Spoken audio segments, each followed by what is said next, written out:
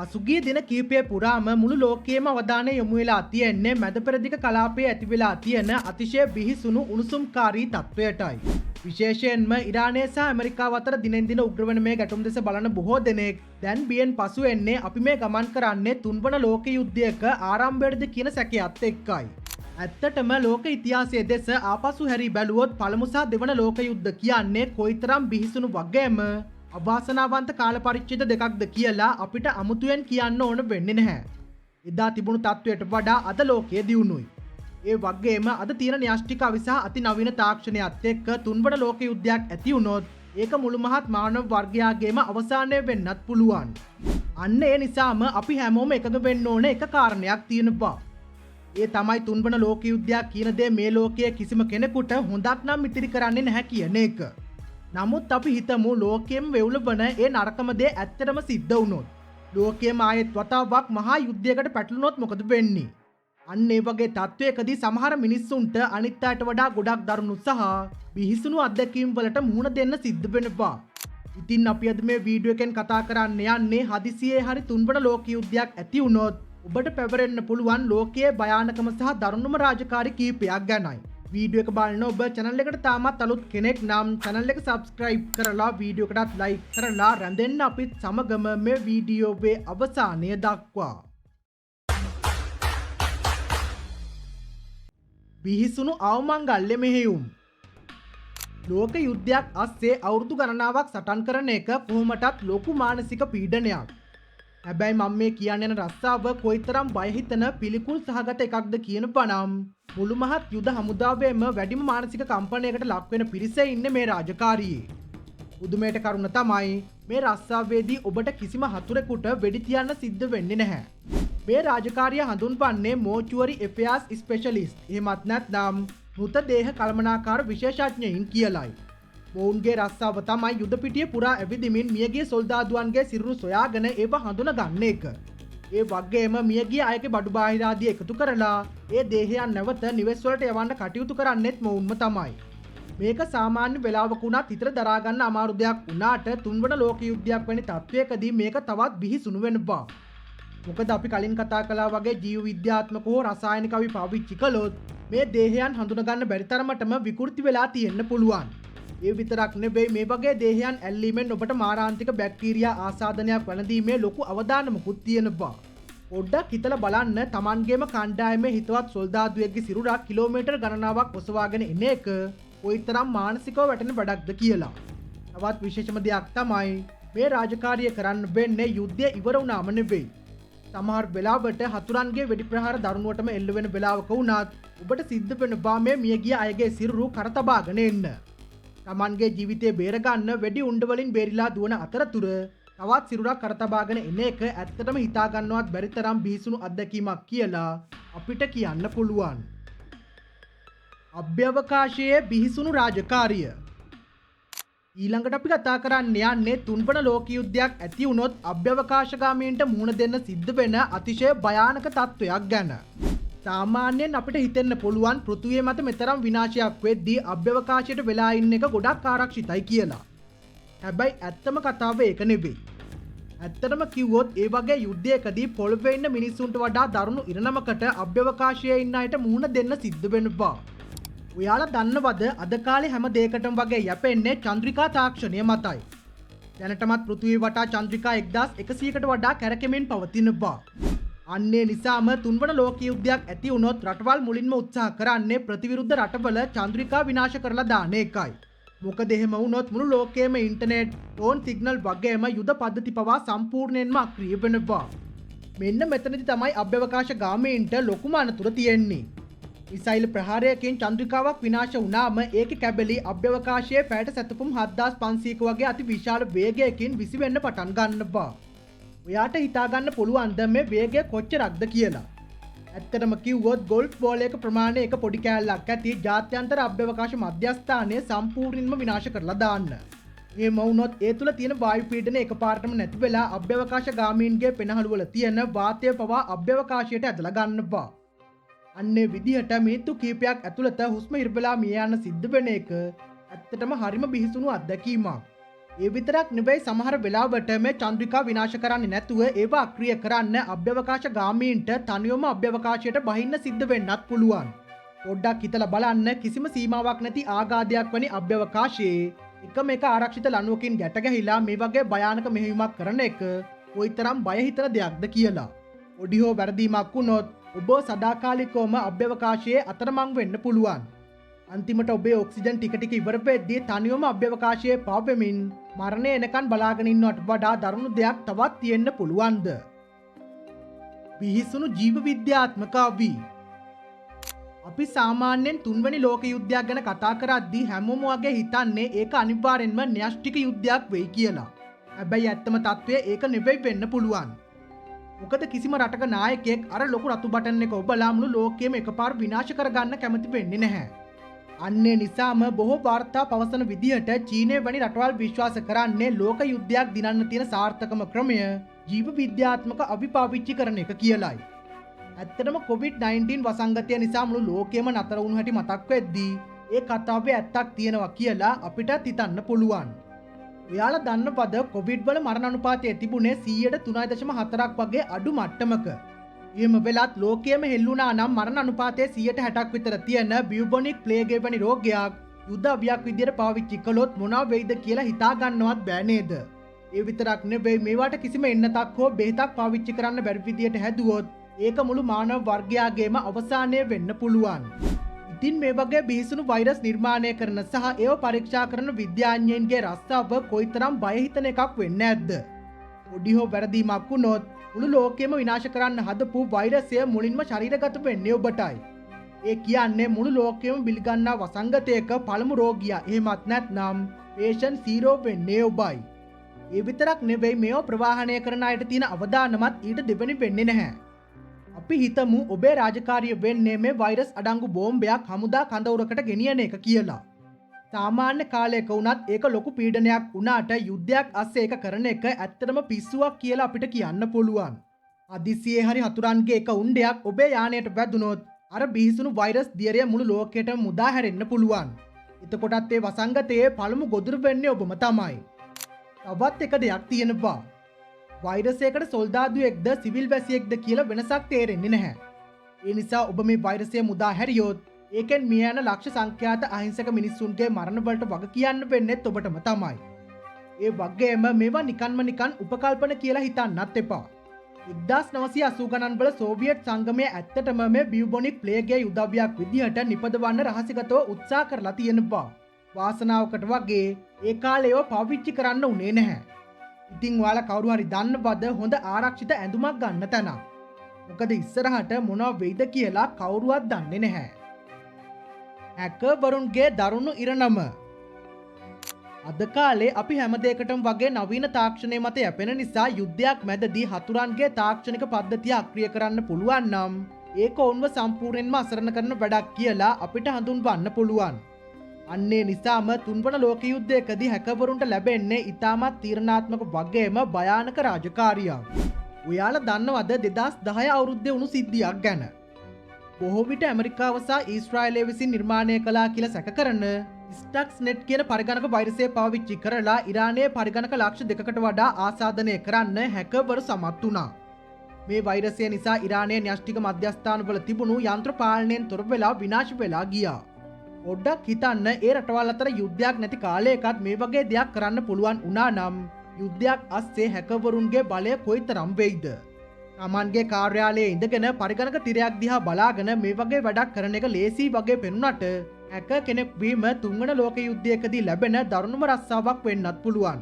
මොකද හතුරන්ගේ ඔත්තු සේවා හැම වෙලේම උත්සාහ කරන්නේ මේ වගේ දක්ෂ හැකර්වරුන්ව හඹා ගිහින් ඔවුන්ව විනාශ කරන්නයි. ඔවුන්ගේ පෞද්ගලිකත්වය සම්පූර්ණයෙන්ම නැති වෙලා යනවා වගේම ඔවුන්ගේ රූප සහ විස්තර ලෝකයේ පුරාම ප්‍රසිද්ධ වෙනවා. අන්න ඒ නිසා ඔවුන්ට කිසිම රටකට නිදහසේ ගමන් කරන්න හැකියාවක් ලැබෙන්නේත් නැහැ. හදිස්සියේ හරි යුද්ධයක් ඇති වුණොත් Tamanගේම රටේ රජය පවා මේ හැකර්වරුන්ව ආරක්ෂා කරනවා කියන මුවාවෙන් සම්පූර්ණයෙන්ම හිර කරලා තියාගන්න පෙළඹෙනවා. මොකද ඔවුන්ගේ රටට ඉතාමත් වටිනා සම්පතක් නිසා ඔවුන්ව හැම වෙලේම දැඩි නිරීක්ෂණයකට ලක් කරනවා. අන්නේ විදිහට අන්තිමේදී ඔවුන්ට සිද්ධ වෙන්නේ Tamanගේම රටේ රජයට වහල්කම් කරන්නයි. ඉතින් මේ විදිහට බලද්දී හැකර් කෙනෙක් වෙනවා කියන්නේ Tamanගේ ජීවිතය ලෙහෙසි කරගන්න ලැබෙන ලයිෆ් හැක් එකක් නෙවෙයි. ඒක Tamanගේ මුළු ජීවිතයම නැති කරගන්න ලැබෙන නෝ ලයිෆ් හැක් එකක් කියලා තමයි අපිට කියන්න පුළුවන් වෙන්නේ. පාබල හමුදාවේ දරුණු ඉරණම. අපි කොයිතරම් තාක්ෂණය සහ සයිබර් ප්‍රහාර ගැන කතා කළත් ඕනෑම ලෝක යුද්ධයකදී පාබල හමුදාවට ලැබෙන්නේ සුවිශේෂී තැනක්. කලින් අපි කතා කළා වගේ යුද්ධයකදී චන්ද්‍රිකා පද්ධති විනාශ වුණොත් මුළු ලෝකයේම ආයෙත් ඉන්ටර්නෙට් සහ GPS නැති පරණ යුගයකට ඇද වැටෙන්න පුළුවන්. අන්න ඒ වගේ වෙලාවකදී තුන්වන ලෝක යුද්ධයත් හරියට පළමු සහ දෙවන ලෝක යුද්ධ වගේ පොළොව මත කෙරෙන දරුණු සටනක් බවට පත්වෙනවා. හැබැයි වෙනස තියෙන්නේ මෙවර සොල්දාදුවන් අත තියෙන්නේ ඉතාමත් දියුණු මාරාන්තික අවිආයුධයි. අතීතයේ වගේ එකින් එක උණ්ඩ දමන තුවක්කු වෙනුවට අද තියෙන්නේ හිතා ගන්න බැරි තාක්ෂණයන්. උදාහරණයක් විදිහට අද ඉන්න ස්නයිපර්වරුන්ට පුළුවන් Tamanට නොපෙනෙන දුරක ඉන්න හතුරෙකුට උනත් ඉතාම පැහැදිලිව නිවැරදිව වෙඩි තියන්න. ඒකට ඔවුන් පාවිච්චි කරන්නේ ගමන් මඟ තනියම වෙනස් කරගන්න පුළුවන් සෙල්ෆ් ස්ටීරිං උණ්ඩයි. මේ උණ්ඩවල තියෙන පුංචි පියාපත් වගේ කොටස් මගින් කිලෝමීටරයකට වඩා ඈත තියෙන ඉලක්කයක් වුණත් ලේසර් කිරණ ආධාරයෙන් ඉතාමත් නිවැරදිව විනාශ කරන්න පුළුවන්. හැබැයි මේ තාක්ෂණය හරිම මිලාදිකයි. ඒ නිසාම කලින් යුද්ධවලදී වගේ සොල්දාදුවන් ලක්ෂ ගණනින් යුද පිටියට බිලිදෙන එක දැන් කරන්න අමාරුයි. පළමු සහ දෙවන ලෝක යුද්ධවලදී සොල්දාදුවන් මිලියන 30ක් විතර මිය ගියත් තුන්වන ලෝක යුද්ධයකදී රටවල් උත්සාහ කරන්නේ ඉතාමත් ඉක්මනින් සහ තීරණාත්මක ලෙස සටන අවසන් කරන්නයි. ඒ වගේම යුද උපක්‍රමත් දැන් ගොඩක් වෙනස් වෙලා තියෙන්නේ. අතීතයේ තිබුණු අගල් යුද්ධ වෙනුවට දැන් මැද පෙරදිග වගේ කලාපවල ජනප්‍රිය වෙලා තියෙන්නේ උමං යුද්ධ කියලා අපිට කියන්න පුළුවන්. උදාහරණයක් විදිහට IS වැනි කණ්ඩායම් ඉරාකයේ පුරා විශාල උමං ජාලයන් හදලා තියෙනවා. මේ උමං ඇතුළට ගිහින් සටන් කරන එක පාබල හමුදාවට තියෙන ලොකුම අභියෝගයක්. මොකද ඒ උමං ඇතුලේ හරිම අඳුරුයි. ඒ වගේම හුස්ම ගන්නත් අමාරුයි. එක පොඩි වැරදීමකින් හතුරන් අටවපු මර උගුලක් ක්‍රියාත්මක වෙලා මුළු උමගම ඔයාගේ ඇඟ උඩට කඩා වැටෙන්න උනත් පුළුවන්. බෝම්බ අක්‍රිය කරන ඩ්‍රැගන් රන්නර් වැනි කුඩා රොබෝවරු දැන් පාවිච්චි කළත් අඩි ගණනාවක් පොළොව යටදී උමගක් කඩාගෙන වැටුනොත් ඒ රොබෝවරුන්ටවත් ඔයාව බේර ගන්න බැරි වෙයි. අන්න ඒ නිසා ඒ වගේ කළුවර උමගක අවසානයේදී ඔබට කිසිම බලාපොරොත්තුවක ආලෝකයක් නම් දකින්න ලැබෙන්නේ නැහැ කියලා අපිට කියන්න පුළුවන්. ඩ්‍රෝන් යානා සහ මානසික පීඩනය. නූතන යුද පිටියේ තීරණාත්මක සාධකයක් විදිහට ඩ්‍රෝන් යානා අපිට හඳුන්වන්න පුළුවන්. ඉදිරියේදී ඇතිවෙන ඕනෑම යුද්ධයකදී මේවට ලැබෙන්නේ සුවිශේෂී තැනක්. ඒ වගේම ඔයාලා දන්න දෙයක් තමයි මේ ඩ්‍රෝන් යානා පදවන්න ඒව ඇතුලේ නියමුවන් ඉන්නේ නැහැ. ඇත්තටම මේව පාලනය කරන්න රිමෝට් කන්ට්‍රෝල් එහෙමත් නැත්නම් දුරස්ථ පාලක තාක්ෂණයෙන්. ඒ කියන්නේ මේවා මෙහෙවන නියමුවන් ඉන්නේ යුද පිටියේ නෙවෙයි. ඔවුන් ඊට සැතපුම් දහස් ගාණක් ඈතින් තියෙන ආරක්ෂිත මධ්‍යස්ථානයක ඉඳලයි මේ ඩ්‍රෝන් යානා ක්‍රියාත්මක කරන එක සිදු කරන්නේ. පිටතින් බලන කෙනෙකුට මේක හරිම සැප පහසු රස්සාවක් කියලා හිතෙන්න පුළුවන්. මොකද ඔයා ඉන්නේ ආරක්ෂිත තැනක. ඔයාගේ ඇඟට වෙඩි වදින්නේ නැහැ. හැබැයි මේකේ මානසික පැත්ත බැලුවොත් ඒක සම්පූර්ණයෙන්ම වෙනස් කතාවක්. පෙන්ටගනේ වාර්තාවලට අනුව මේ ඩ්‍රෝන් නියමුවන් දිනකට පැය 12ක් විතර ලෝකයෙන් වෙන්වුණු යකඩ පෙට්ටි වැනි කුටි ඇතුලේ පරිගණක තිර දෙසම බලාගෙන ඉන්න ඕනි. ඒකත් සතියට දවස් 6ක්ම කියලා තමයි වාර්තා වෙන්නේ. ඔවුන්ට යුද පිටියේ සොල්දාදුවන්ට වගේ එකට වැඩ කරන කණ්ඩායම් හැංගීමක් ලැබෙන්නේ නැහැ. ඔවුන් කරන්නේ තනිවම කුටියකට වෙලා කැමරාවෙන් බලාගෙන Tamanට ලැබෙන අණ ක්‍රියාත්මක කරන එක විතරයි. ඒ කියන්නේ Tamanගේ ඇස් පන අපිටම මිනිස්සුන්ව ඝාතනය කරන එක ඒ විතරක් නෙවෙයි. Tamanගේම කණ්ඩායමේ සොල්දාදුවන් තුවාල වෙලා ඉන්නවා තිරෙන් දැක්කත් ඔවුන්ව බේරගන්න කිසිම දෙයක් කරන්න මේ නියමුවන්ට බෑ. ඔවුන්ට පුළුවන් හරිම අසරණව ඒ දෙස බලාගෙන ඉන්න විතරයි. අන්න ඒ නිසාම මේ ඩ්‍රෝන් නියමුවනුත් සැබෑ යුද පිටියේ ඉන්න සොල්දාදුවන් වගේම දැඩි මානසික කම්පනයකට ලක් වෙන බවට වාර්තා වෙනවා. විශේෂයෙන්ම තුන්වන ලෝක යුද්ධයක් වැනි තත්ත්වයකදී මේ පීඩනය දරා ගන්න එක ලේසි වෙන්නේ නැහැ. ඔයා අතේ තියෙන ජොයිස්ටික් එක පොඩ්ඩක් හරි එහා මෙහා වුණොත් අතුරන්ට ගහනවා වෙනුවට Tamanගේම කණ්ඩායම උනත් විනාශ වෙන්න පුළුවන්. ඉතින් මේ වගේ වෙලාවක මේක සෙල්ලම් කරන්න පාවිච්චි කරන ජොයිස්ටික් එකක් නෙවෙයි. Tamanව මානසිකව විනාශ කරන පීඩන බටයක් වගේ තමයි දැනෙන්නේ කියලා අපිට කියන්න පුළුවන්. අතිශය බිහිසුණු රහස් මෙහෙයුම්. ඔයාලා හැමෝම ස්පෙෂල් OPS එහෙමත් නැත්නම් විශේෂ බලකායන් ගැන අනිවාර්යෙන්ම අහලා ඇති. ලෝකයේ ඉන්න දක්ෂතම හොඳම පුහුණුවක් ලැබපු සහ ඕනෑම භයානක තත්වයකට මුහුණ දෙන්න පුළුවන් සොල්දාදුවන් තමයි මේ විශේෂ බලකායට අයත් වෙන්නේ. එක එක රටවල මේ කණ්ඩායම්වල නම් වෙනස් වුණත් ඔවුන් ලබන පුහුණුව නම් ඇත්තටම ඉතාමත්ම දරුණුයි. උදාහරණයක් විදිහට බ්‍රිතාන්‍යයේ SBS කණ්ඩායමට ඇතුළත් වෙන්න නම් සති 4ක අතිශය දුෂ්කර පුහුණුවක් නිම කරන්න ඕන. ඒක අවසන් වෙන්නේ සැතපුම් 25ක දරුණු පාගමනකින්. ඇත්තටම මේ පුහුණුවට එන අයගෙන් 10 දෙනෙකුගෙන් එක්කෙනෙක් වගේ තමයි අවසානයේ තේරීපත් වෙන්නේ.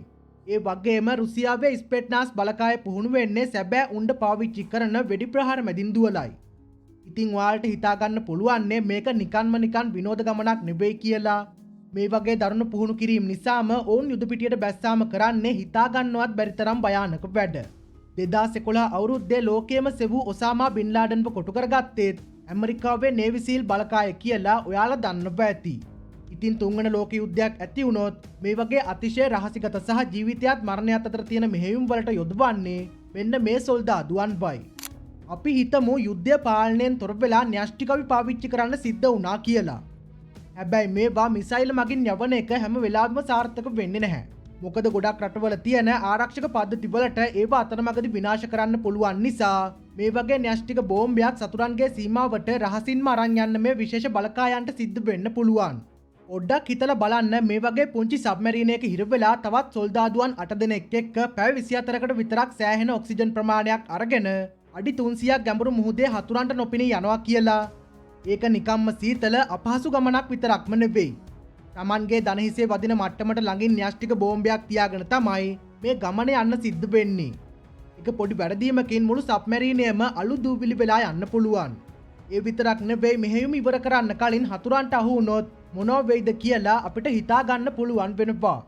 ඇත්තටම මම නම් වෙන දැන පාර වෙනස් කරලා වැඩට යන්න උනත් පොඩ්ඩක් කලබල වෙන කෙනෙක්. ඉතින් මේ වගේ දරුණු මෙහෙයුමකට මාව නම් කොහොමටවත් ගැලපෙන්නේ නැහැ. හැබැයි ඔයාලා බය වෙන්න ඕනේ නැති එක දෙයක් තියෙනවා. ඒ තමයි පහළ තියෙන ලයික් බටන් එක ඔබලා subscribe බටන් එකත් ඔබන එක. ඒ වගේම මේ වීඩියෝ එක බලන ඔයාලා Facebook එකෙන් නම් බලන්නේ අපේ page එක follow කරලා තියාගන්නත් අමතක කරන්න එපා. අපි බලමු ඊළඟට තියෙන භයානකම රාජකාරිය මොකක්ද කියලා. හමුදා කඳවුරු සහ මාරාන්තික අනතුරු. යුද පිටියේ තියෙන බිහිසුණු බව ගැන ඇහුවාම ඕනම කෙනෙකුට හිතෙන්න පුළුවන් යුද්ධයට යන්නේ නැතුව හමුදා කඳවුරකට වෙලා ඉන්න එක ගොඩක් ආරක්ෂිතයි කියලා.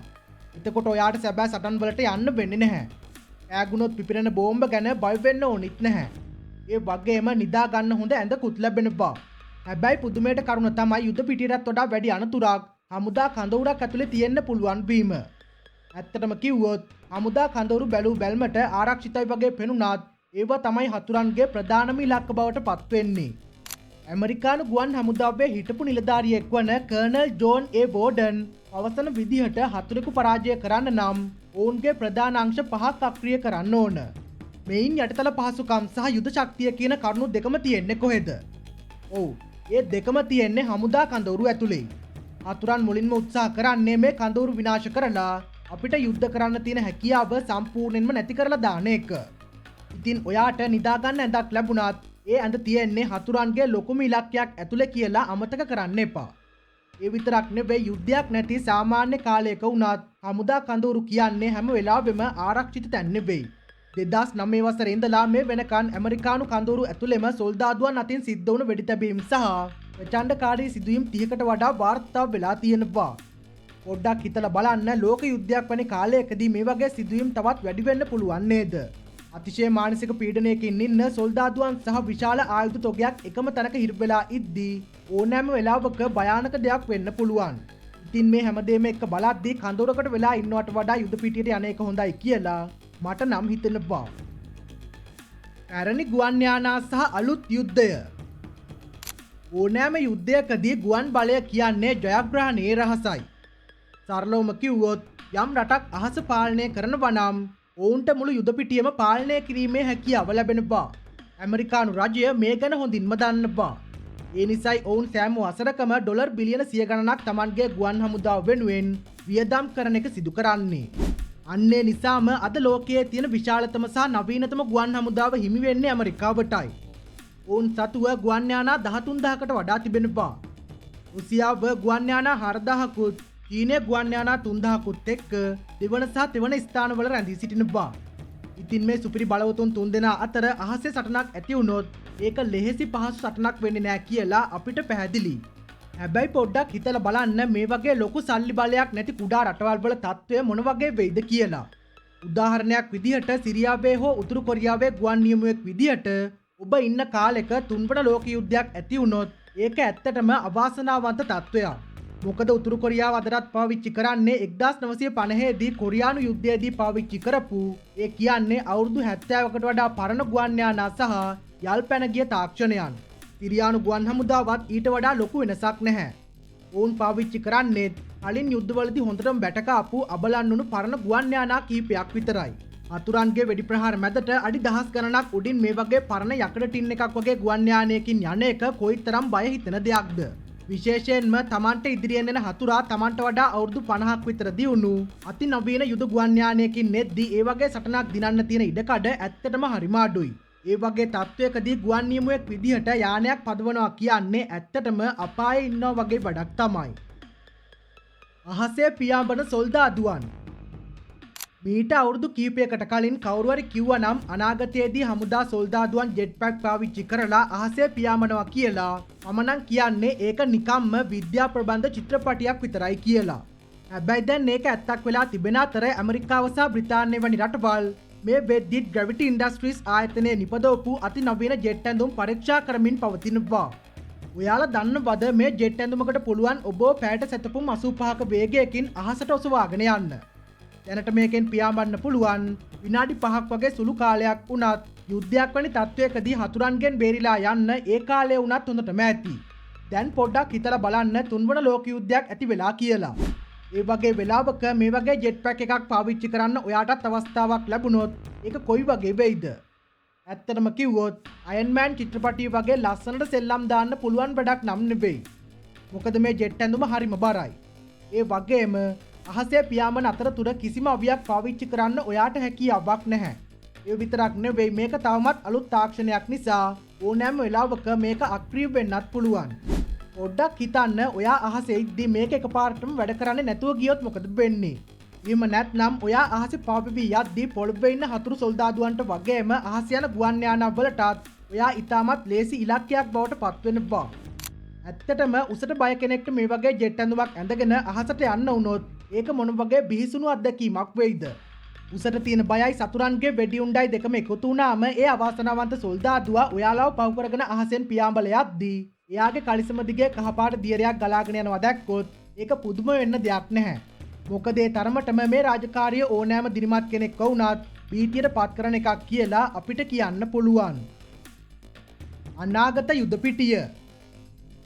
මෙතෙක් වෙලා අපි කතා කළේ නුදුරු අනාගතයේදී යුද්ධයක් ඇති වුණොත් ඔබට ලැබෙන්න පුළුවන් දරුණුම රාජකාරි ගැනයි. හැබැයි පොඩ්ඩක් හිතන්න මේ යුද්ධය ඇති වෙන්නේ අද නෙවෙයි තව අවුරුදු 25කින් විතර පස්සේ නම් මොනවා වෙයිද?